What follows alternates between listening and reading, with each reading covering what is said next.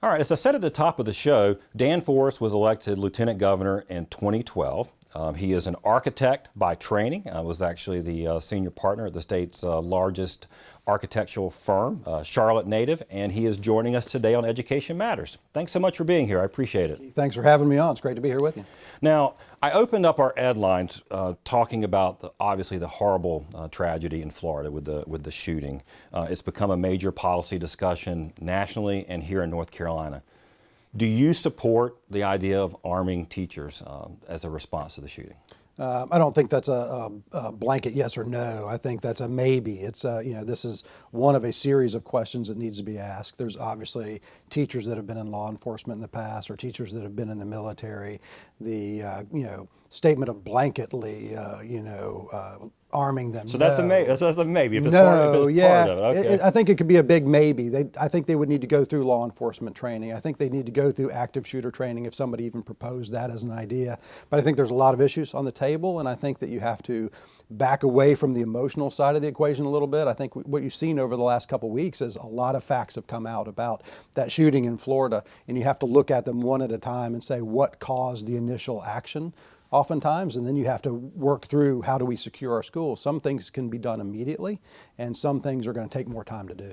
And you actually may have a role to play in these policies. I think our viewers may not know this, but the Lieutenant Governor actually has a seat on the State Board of Education. So you actually are involved the kinds of policies that may be recommended. Some things may be legislative action, but it may come to you.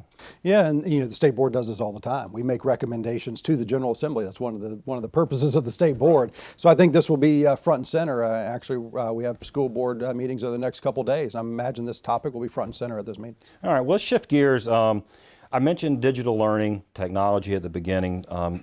I think the first time you and I ever talked, we talked about the idea of sort of how do we expand, the conversion to digital learning. Seeing more push into computer science is another part of it. Coding, there's a lot of pieces to this. So how are we doing as a state? I think we have an A+ as a state. We're further along than any other state in the country. A few years ago when we created the digital learning plan, and I chair the digital learning committee at the State Board of Education, so I spent a lot of time here. Worked closely with the Friday Institute on this. We put together a digital learning plan, and we said, they actually came to me and they said, here's the 6-year plan for rolling this out. And I said, that's twice as long as it needs to take. How do we do it in 3? They said, okay, well, here's the money it's going to take to do it in 3. We went back to the General Assembly. Like, well, maybe it won't take that long. We went back to the General Assembly and we asked for, we have $20 million going into funding our broadband in classrooms. We asked for another 12. Then we went to the federal government, to the FCC, leveraged $65 million. So now we have $100 million a year going into putting broadband in every classroom in the state. We'll be the first state in the country to actually accomplish that this year.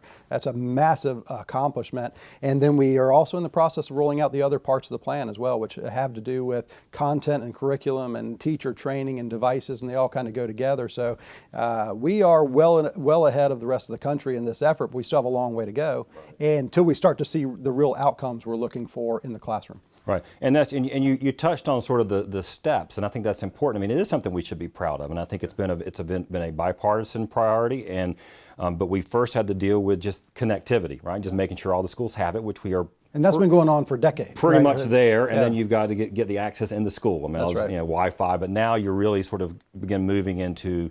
Because I think the promise that when people think about digital learning is, well, we're not going to get rid of textbooks, we're going to have everything on. We're not ready for that yet, but it really is about how do you use the technology as part of teaching, right? Yeah, I mean, we've been talking about for years competency-based or mastery-based education, where we're allowing students to progress at the pace that they can progress, either fast or slow, right? The slower ones, you give them more help in the classroom. The ones that progress more quickly, you allow them to do that. And we're at a place where we can actually do that. We have Canvas in the classroom. You were in a classroom recently. You told me that. That's using Canvas to help with competency-based education, which is really transforming the way students learn, and it's going to transform the outcomes to kind of eliminate a lot of this over-testing that we seem to do to collect data for no purpose, right? So we want to know that our students know this material, and these tools are allowing teachers to do that. And you mentioned over-testing and testing. You talk to teachers. I talk to teachers. My sister's a teacher.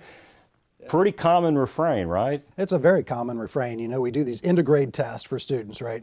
All this work that leads up to it with teachers teaching to the test rather than teaching the content they want to teach because they have to, they're mandated to do it. You get the end of the grade test and then it goes in a file somewhere. It's data in a file. It's not really used anymore. So once that student progresses on to the next grade, the teachers aren't reviewing that and looking at what those students need to advance. So competency-based model allows them to advance through the grades seamlessly, without that kind of stop, break, and a test at the end of the grade. Now, you've been an outspoken advocate for school choice, and I will, you know, and I'm using that in sort of the broadest sense of the term. Everything from charter schools, virtual charters, the opportunity scholarships, vouchers, personal education savings accounts. Now, and I don't want to talk out of school but you've discussed this publicly. You have 4 children, and they were all homeschooled. So God bless your wife, because I could not do that.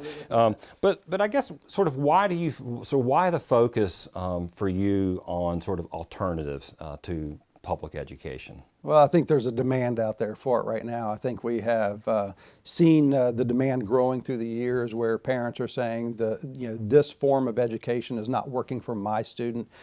We demand choice in all forms of the American life. It's an American thing, right? We want choice for everything. We have 30 different choices for coffee when we're driving around the city. But for some reason, there are a lot of folks that say choice isn't good for education. Well, if it's good for everything else, I think it's good for that too. I think parents should have the ability to choose the best educational option for their kids. And I'd say I'm kind of agnostic about which one that is. Traditional public's going to continue to be the largest. It's by far the largest.